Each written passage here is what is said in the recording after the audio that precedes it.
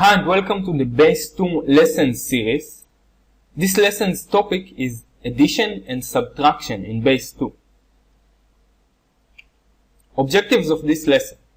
We discuss the decimal representation system and some of its features. Next, we study how to represent numbers using only two symbols, 0 and 1. This is called the binary representation. Finally, we study how to add and subtract numbers using the binary representation. Why is this important? Maybe you ask yourself, how come that we learn about math in a programming course? Why is this important? You might be wondering, why would you want to know about numbering system when all you want to do is to write computer programs? This is an important question. Computer parts are engineered to understand only two symbols, 0 and 1. 0 means low voltage and 1 means high voltage. Basically, everything inside the computer software is eventually constructed from only two symbols, 0 and 1. Or, in some other formulation, binary numbers. If you want to instruct the computer, or to be more specific, the processor, to do things for you, you must be able to speak his language. And therefore, understanding binary numbers is crucial for your understanding of anything low level in the computer, especially assembly programming. What I mean by that is that you cannot write assembly programs without having some kind of a basic understanding of what is the binary base and how to work with binary numbers, numbers which are made of only ones and zeros. Let's begin with something familiar, the decimal representation. We make a daily use of the decimal representation, also known as base 10. It is the most common numbers representation system among human beings. Basically, if you have survived so far in our culture, you probably know how to use it. You can see those numbers everywhere. Decimal basically means 10. The decimal representation uses 10 different symbols, which are the digit 0 to the digit 9. To represent numbers. The significance of every digit inside a number in base 10 is related to its location in the number. This idea is also called positional notation. As an example, if we have this number, 12,513, this number actually equals 3 times 10 to the power of 0 plus 1 times 10 to the power of 1 plus 5 times 10 to the power of 2 plus 2 times 10 to the power of 3 plus 1 times 10 to the power of 4. I want to emphasize that the coefficients that we have here, 3, 1, 5, 2, and 1, are just this number reversed. And if we expand the powers to the results, we get this.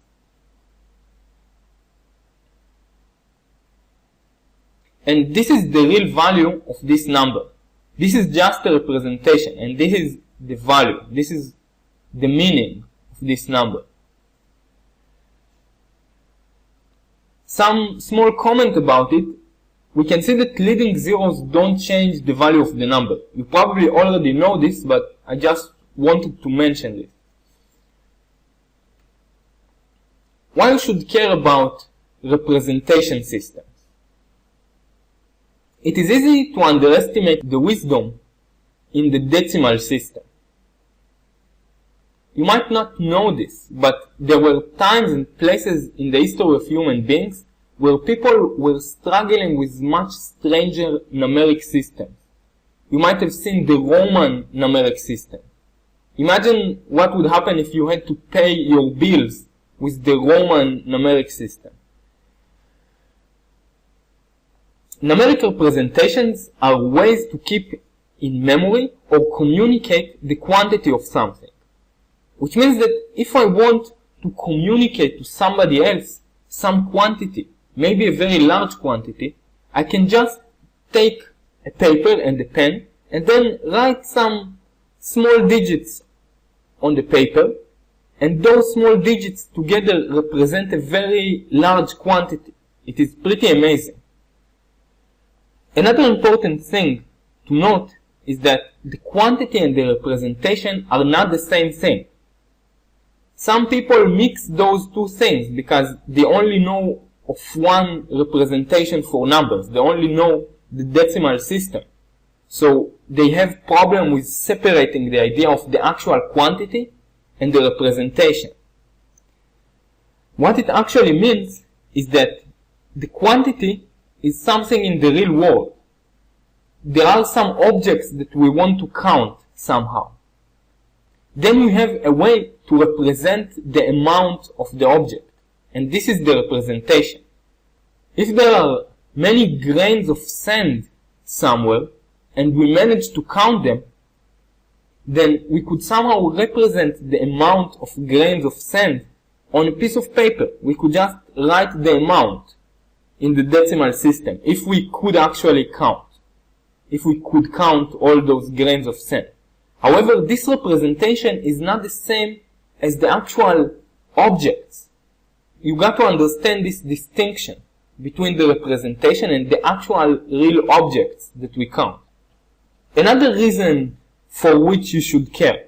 If you don't know about any smart numeric system, in order to communicate a quantity to somebody else, you actually have to show him the quantity. And this is very wasteful. Imagine that you want to tell someone about some very large amount of objects. Maybe a pack of stones. Really lots of stones. If you wanted to tell somebody else that you have lots of stones, and you didn't know about any smart numeric system, you would just have to carry the stones to his place and show him the pack of stones, the set of stones. But if you and him both know about some smart numeric system, you could just write the amount on a piece of paper and show him the amount, and then he understands. For example, this is how 23 looks like if you don't know about any numeric system. We can just see 23 objects. Imagine that you could only represent numbers in this way, by painting lots of points on a paper. This would be very unfortunate. What would happen if you wanted to represent 1 million in the same method? It would be pretty hard to do. Last point about why you should care. Different numeric systems invoke different thoughts and ideas about the nature of numbers. For example, I don't get much information from this picture. From this kind of picture, I can only get the feeling of a little or a lot. If I see only a few dots, I know that the quantity is a little quantity. But if I see lots of dots, then I know that the quantity is very large. But, for example, with the decimal system, I get much more information. For example, if I look at this number, 1 million, I know that it is divisible by 10. Just by looking at this number. You probably couldn't get this kind of conclusion if you looked at 1 million in this formulation, as a set of dots on a paper. And I think that this is a very important point. I give much importance to the thoughts and ideas that you get from the representation. Some features of the decimal system. Features that you probably know by now, but I just want to remind you of those features. The first one is that the decimal system allows to represent very large numbers with not so many digits. This is a very important feature. As an example, k digits are enough to generate a number as big as 10 to the power of k. And this is a lot. As an example, k equals 40 would give us really large numbers, probably more than we are ever going to need. Arithmetic in the decimal system is pretty easy.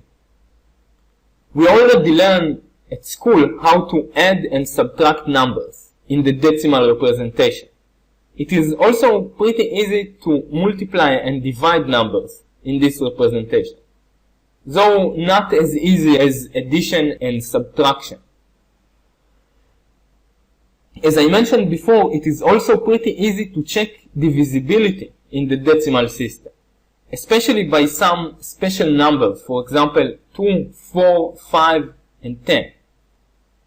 And maybe a bit more difficult, but also possible, to check divisibility by 3, 9, and 11.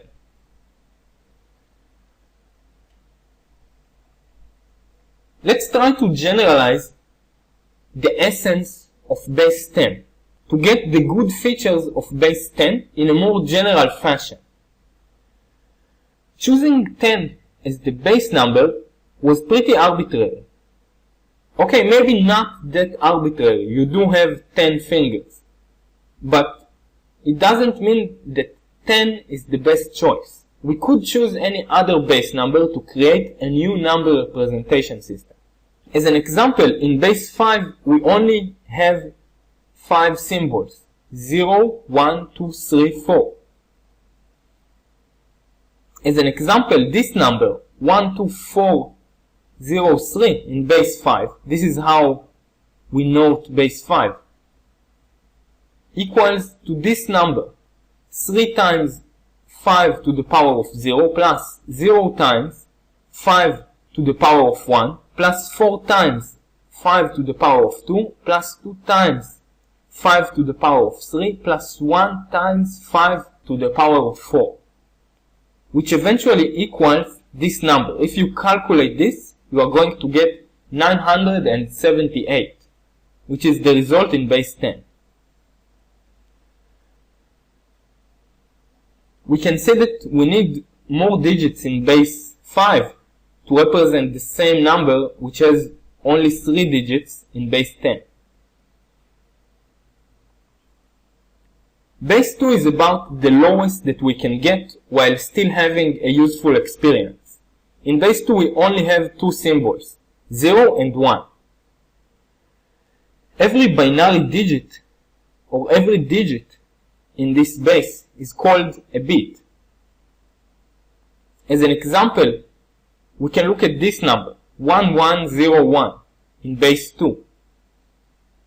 This number equals 1 times 2 to the power of 0, plus 0 times 2 to the power of 1, plus 1 times 2 to the power of 2, plus 1 times 2 to the power of 3, which equals 13 in base 10. It is pretty interesting that this number, 13, which looks pretty short in base 10, is much longer in base 2. It has 4 digits in base 2.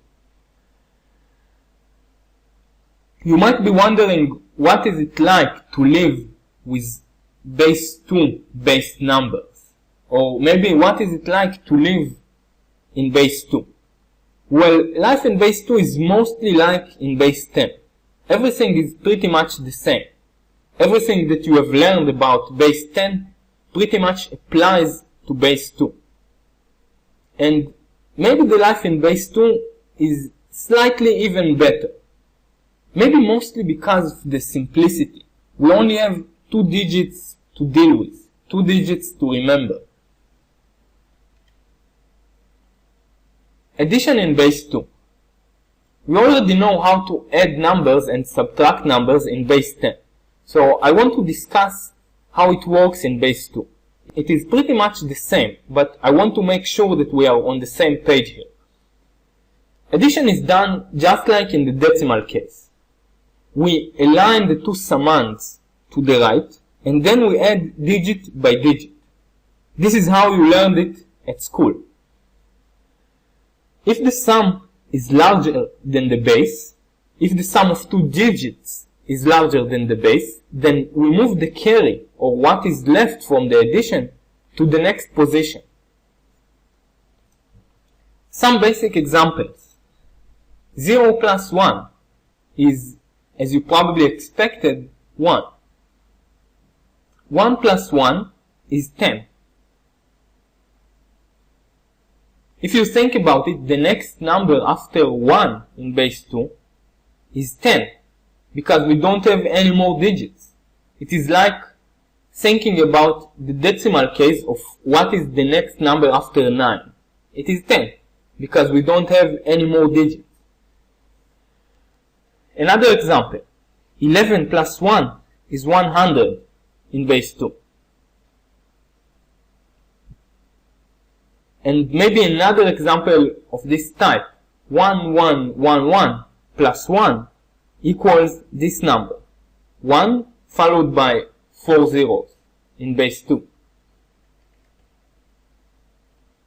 Let's take a look at a larger example to understand how to invoke addition. We want to add those two numbers. We are going to do it just like in base 10. We put the two numbers aligned to the right, vertically, and then we add digit by digit. And we consider the carry, if we get any carry. So let's begin. We first add those two digits. 0 plus 0 equals 0. Next we move on to the next digit. 1 plus 1 equals 10. So we put the 0 here and the 1 here. Next we add 1 plus 1 plus 1 and we get 11. 1 goes here and the other one goes here. Next we add 1 plus 0 plus 1, which equals 10. The 0 goes here and the 1 goes here. Finally we have 1 plus 1, which equals 10. So the 0 goes here and the 1 goes here. Or maybe we could just put the 1 here. And this is the result that we get.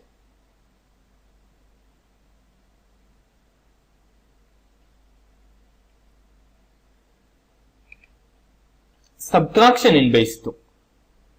We begin with a simple example where we don't have to do any kind of borrowing. 1101 minus 100 in base 2. We begin as usual by writing those two numbers vertically, aligned to the right. And then we subtract digit by digit. We begin with the first two digits. 1 minus 0 equals 1. Next we move on to the next pair. 0 minus 0 equals 0.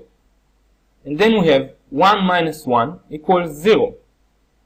And finally 1 minus nothing, which is basically 0, is 1. And we get this result. This was a pretty simple example. Let's take a look at something more complicated.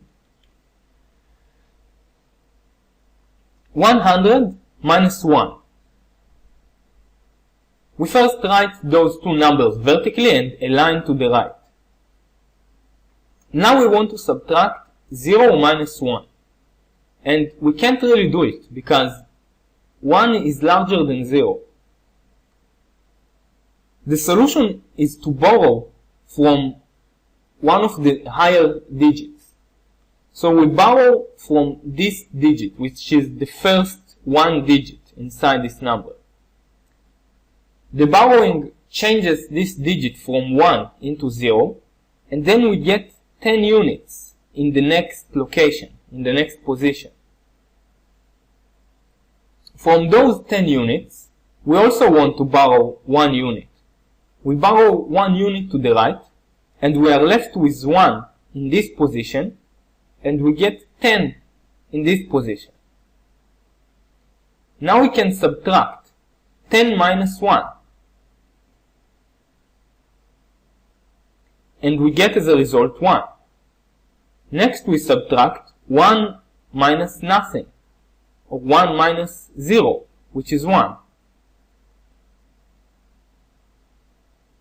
The result that we finally get is 11 in base 2.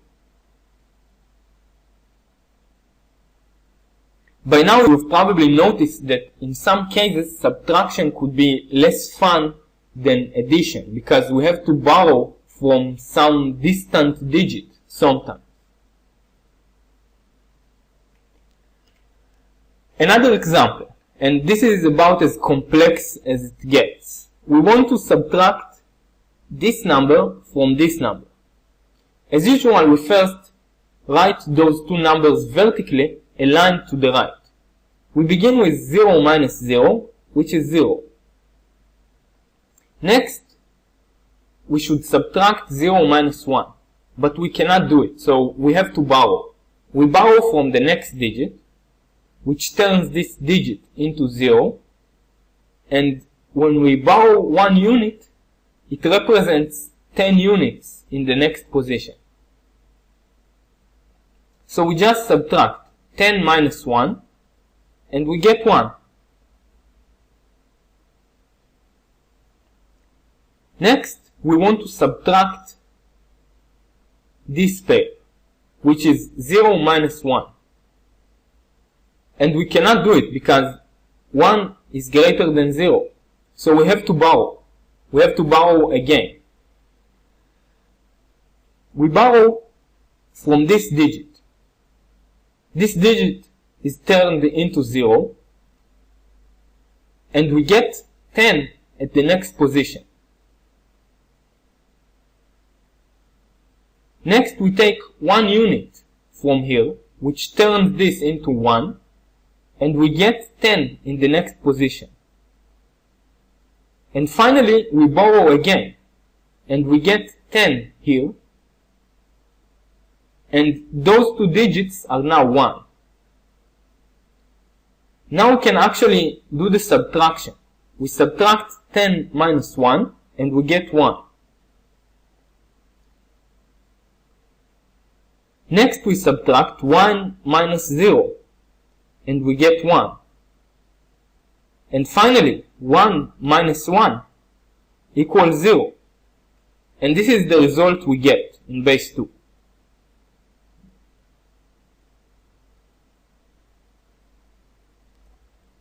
Exercises. There are some exercises for this lesson, and they are very important. Some of them are about adding numbers and other about subtracting numbers. And there are some more interesting things. If this is your first time encountering base 2, it is very important that you do all the exercises. Make sure to go one by one and solve all the exercises. It is the basis of all the other parts of the course. You have to understand the binary base to be able to do the rest of the course. So enjoy yourself and see you on the next lecture.